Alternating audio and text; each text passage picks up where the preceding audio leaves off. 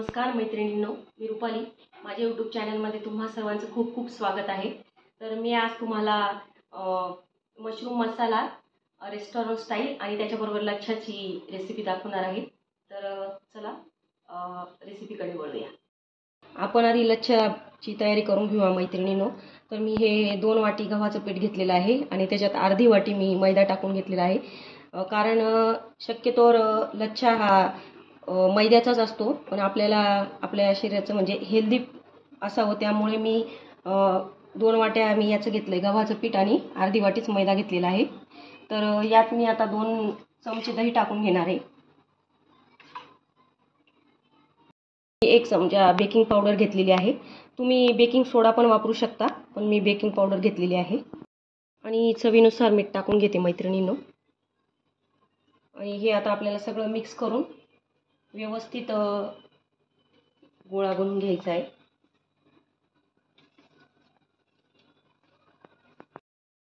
पाणी टाकून व्यवस्थित मऊ असा गोळा मळून घेते मी.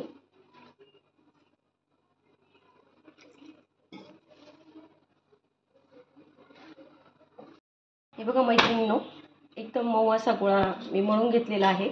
आता थोडंसं तेल टाकून मी व्यवस्थित परत असं मळून घेते.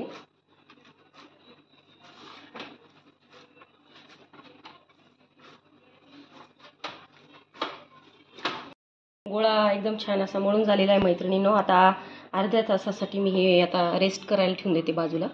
आता आपण मशरूम मसाल्याची तयारी करून घेऊया. हे मी 100 ग्रॅम मशरूम घेतलेले आहे. हे बटर मशरूम आहेत. हे बघा, कधी बी मशरूम घेताना असे पांढरे एकदम व्हाईट पाहिजे, म्हणजे ते ताजे असतात. आता हे मी मशरूम आहे ना, याला माती लागलेली खूप, तर मी हे आता स्वच्छ आधी पाण्याने धुवून घेणार आहे. हे बघा मैत्रिणींनो, मी एका वाटीत पाणी घेऊन घेतलेलं आहे.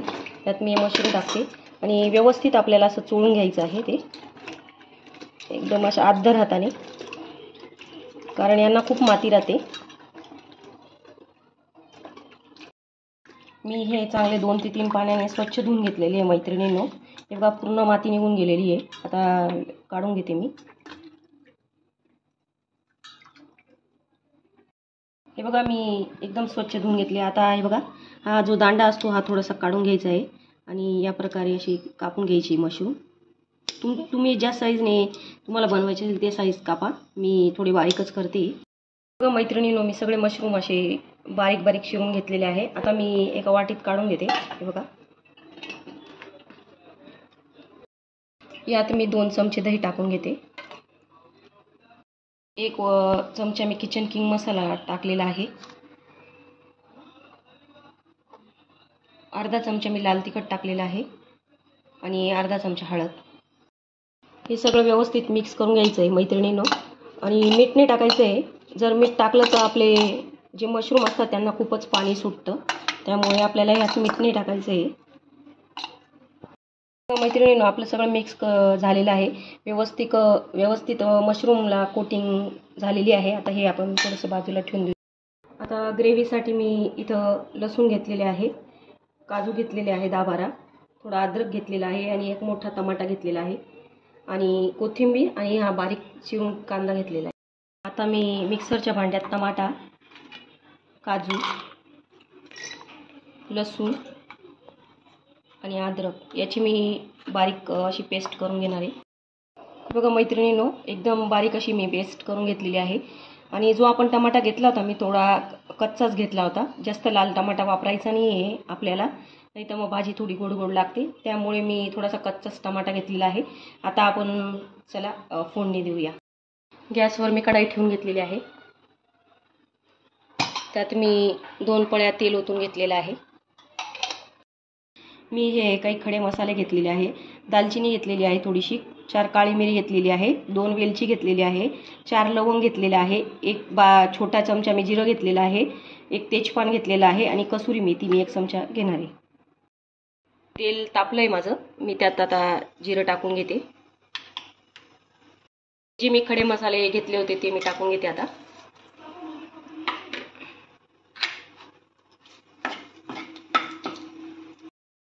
आता मी कांदा टाकून घेते चिरलेला मैत्रिणींनो. आणि कांदा छान गोल्डन ब्राऊन होईपर्यंत छान परतून घ्यायचा आहे. आपला कांदा छान फ्राय झालेला आहे मैत्रिणींनो. आता मी ही जी पेस्ट केली होती ती टाकून घेते यात. छान ग्रेव्ही आता तेल सुटेपर्यंत छान आपल्याला करून घ्यायची आता मैत्रिणींनो. छान हे बघा तेल सुटलेलं आहे छान मसाल्याला. आता मी हे जे मशरूम आहेत हे टाकून घेते. मी कोटिंग केलेले व्यवस्थित 2 ते 3 मिनटं फ्राय करून घ्यायची मशरूम. मी यामध्ये पाणी ॲड करणार आहे मैत्रिणींनो.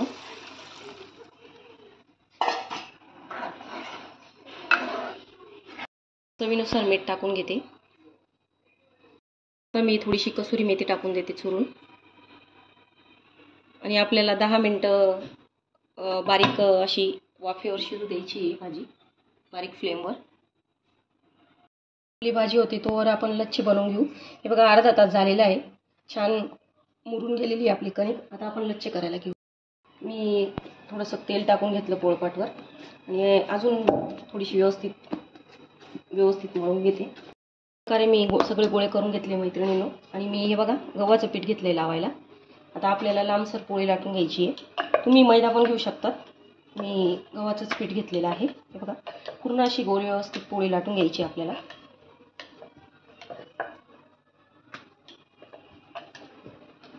बघा व्यवस्थित अशी पोळी लाटून घेतली मी पातळ.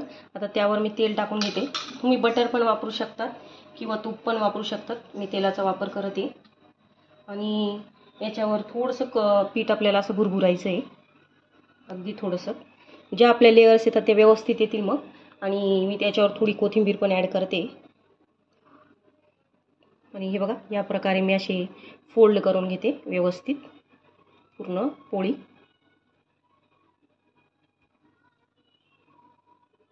हे बघा या प्रकारे मी अशी फोल्ड करून घेतलेली आहे सगळी पोळी.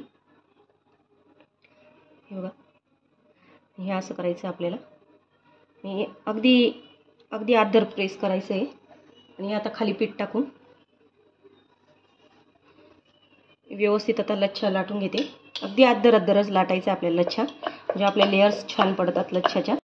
आपला लच्छा लाटून रेडी झालेला आहे. आता तव्यावर टाकते मी. बघा छान आपल्याला दोन्ही बाजूने व्यवस्थित आपल्याला भाजून घ्यायचं आहे. हे बघा आता मी पलटून घेते. बघा किती छान लेयर्स दिसत आहे मैत्रिणींनो. तर मी तेल टाकून घेते यावर.